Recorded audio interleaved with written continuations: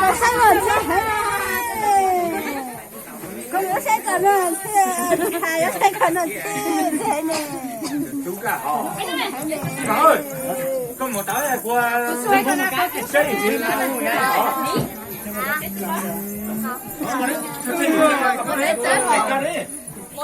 Cái này được cho mà chắc là tao cháu. Cùng ấy đi.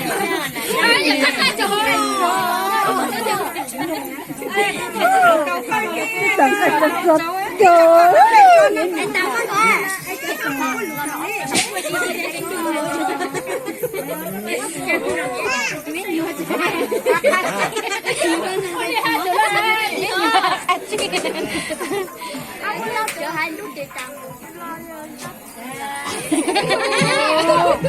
Em đi, ai sát chủ đề mà mi nói đó đó anh đi chung lắm hả? Ai chụp ảnh không? Mà lúc này nhỏ chị lên nhé. Được rồi. Anh viên này. Này. Viên này phải giao chứ.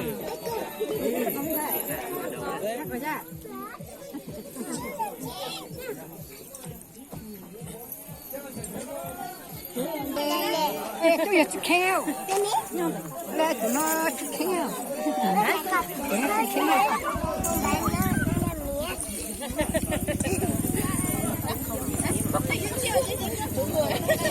Lá tao có bị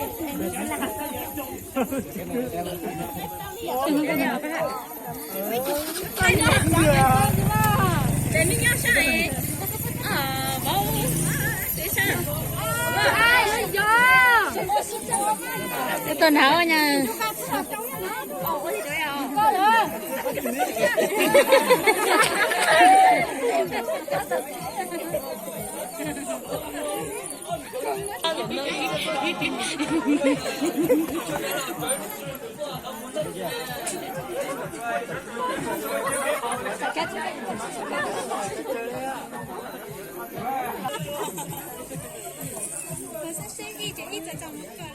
Quay hả?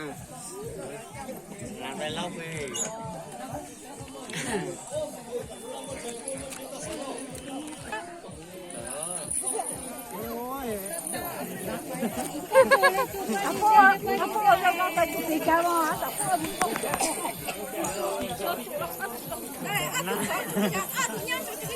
nhớ đúng không sao mà mang không chú bác rồi nhớ chú bác rồi chú bác chú cha Cảm ơn nhiều. Có nhiều.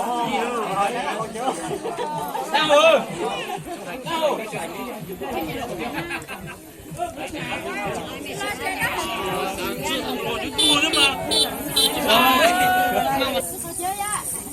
Sao? cho mấy à? Thôi vậy. Xuân ra thì tốt. Lên mà. Cứng giờ.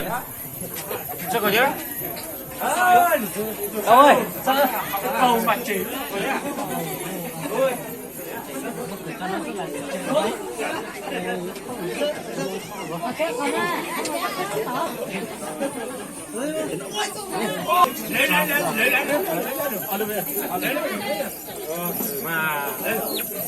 Có bao nhiêu bao rồi hay.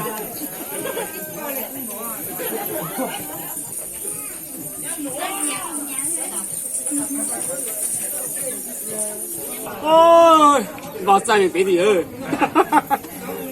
Chơi bao luôn. Còn chơi đúng ít rồi.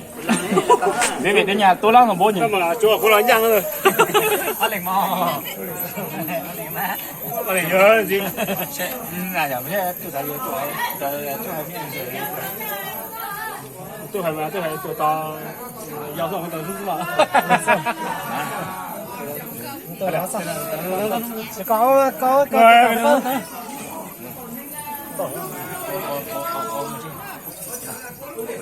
Đi à?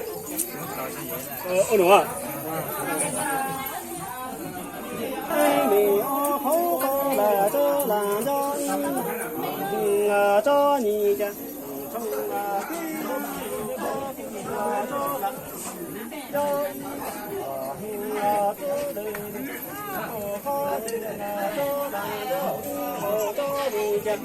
trong kia đủ có phù cho đàn cho tàu giờ chỉnh cho tu đủ có giờ hai cái đủ có rất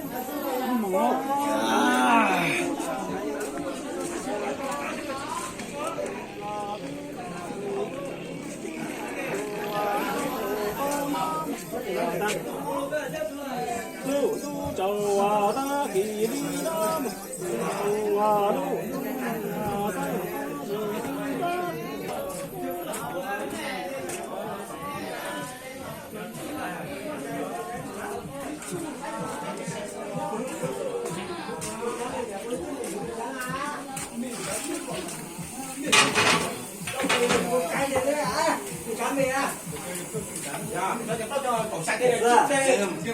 cái này là trâu tếu cái nó một chả được có cả